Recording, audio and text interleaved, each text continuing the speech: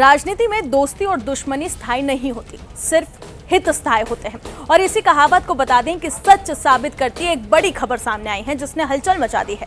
चुपके से बता दें कि दिल्ली पहुंचे हैं बांग्लादेश के विदेश मंत्री, और इसके पीछे जो पर्दे की कहानी बताई जा रही है वो ये है कि अजीत डोभाल ने अपना मास्टर स्ट्रोक खेला है।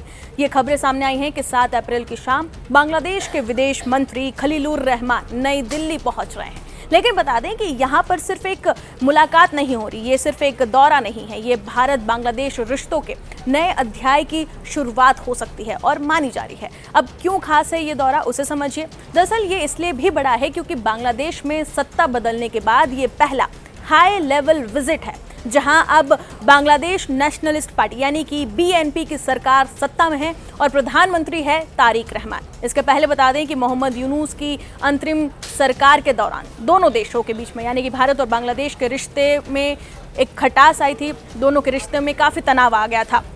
दिल्ली में किनसे होगी इनकी मुलाकात, अब आप उसे जान लीजिए। दरअसल 8 अप्रैल को विदेश मंत्री डॉक्टर एस जयशंकर के साथ हैदराबाद हाउस में बड़ी बातचीत के साथ ही उनकी मुलाकात होगी और इसी के साथ ही पीयूष गोयल, हरदीप सिंह पुरी के साथ में भी उनकी मुलाकात हो सकती है और फिर उसके बाद राष्ट्रीय सुरक्षा सलाहकार अजीत डोभाल से भी उनकी मुलाकात होगी। डोभाल फैक्टर क्यों अहम है, अब आप उसे समझिए। अजीत डोभाल भारत की स्ट्रेटेजिक और सिक्योरिटी पॉलिसी के मास्टरमाइंड माने जाते हैं और उनका इस मीटिंग में शामिल होना ये साफ संकेत देता है कि बातचीत सिर्फ यहाँ पर डिप्लोमेसी की नहीं होगी बल्कि सिक्योरिटी और स्ट्रेटेजिक लेवल पर भी यहाँ पर बातचीत होगी।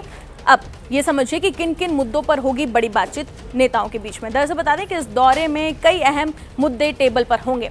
वीज़ा सेवाओं की बहाली जो जुलाई 2024 से बंद है, एनर्जी कॉर्पोरेशन बढ़ाना, बॉर्डर मैनेजमेंट को मजबूत करना, नदी जल बंटवारा यानी कि टेस्टा जैसे मुद्दों पर भी बातचीत हो सकती है, व्यापार को आसान बनाना, वीज़ा और मेडिकल टूरिज्म पर भी फोकस रहेगा। बांग्लादेश की तरफ से खास यहाँ पर दबाव रहेगा क्योंकि वीज़ा सर्विस पूरी तरह से बहाल करने का यहाँ पर बात की गई क्योंकि इससे मेडिकल टूरिज्म प्रभावित हुआ है। भारत लंबे समय से बता दें कि बांग्लादेश के मरीजों के लिए बड़ा मेडिकल हब रहा है। अब पहले क्यों बिगड़े थे रिश्ते भारत और बांग्लादेश के, उस पर नजर डालते हैं। दरअसल पिछले 18 महीनों में हिंदू अल्पसंख्यकों पर हमले हुए, भारत विरोधी बयानबाजी यहाँ पर सामने आई, वीजा केंद्रों पर हिंसा हुई, इन सब वजहों से रिश्तों में तनाव आ गया था। अब क्या बदल रहा है उसे समझिए। अब नई सरकार के आने के बाद बता दें कि दोनों देशों के रिश्तों को रीसेट करने की कोशिश की जा रही है। हाल ही में भारत के उच्चायुक्त प्रणय वर्मा ने भी ढाका में प्रधानमंत्री तारिक रहमान से मुलाकात की थी, वो उनसे मिलने गए थे।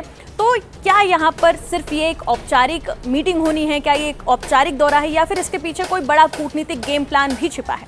वैसे बता दें कि दिल्ली में बैठकर एक नई रणनीति बन रही है और बता दें कि इस बार खेल सिर्फ रिश्तों का नहीं बल्कि पूरे क्षेत्रीय संतुलन का है। देखना ये होगा कि इस दौरे में क्या कुछ नए फैसले सामने आते हैं और किस तरीके से भारत और बांग्लादेश के जो रिश्ते हैं वो फिर से पटरी पर आते हैं। और इस दौरे से एक बात तो ये भी साफ है कि ऊँट जो है वो अब पहाड़ के नीचे आ गया है क्योंकि मोहम्मद यूनूस की सरकार के दौरान, अंतरिम सरकार के दौरान कई ऐसे बयानबाजी सामने आई थी और कई ऐसी चीज़ें हुई थी जिसके कारण दोनों देशों के रिश्तों में खटास आ गई थी, दोनों देशों के रिश्तों में तनाव पैदा हो गया था। और इसके बाद अब जब ये नई सरकार आई है लगातार पहल की जा रही है, लगातार जो है भारत से मदद भी मांगी जा रही है। अब देखना ये होगा कि फिर से रिश्ते कैसे संभलते हैं और फिर से कैसे सामान्य होते हैं। फिलहाल इस रिपोर्ट में इतना ही, बाकी तमाम खबरों के लिए जुड़े रहे जी न्यूज़ के साथ।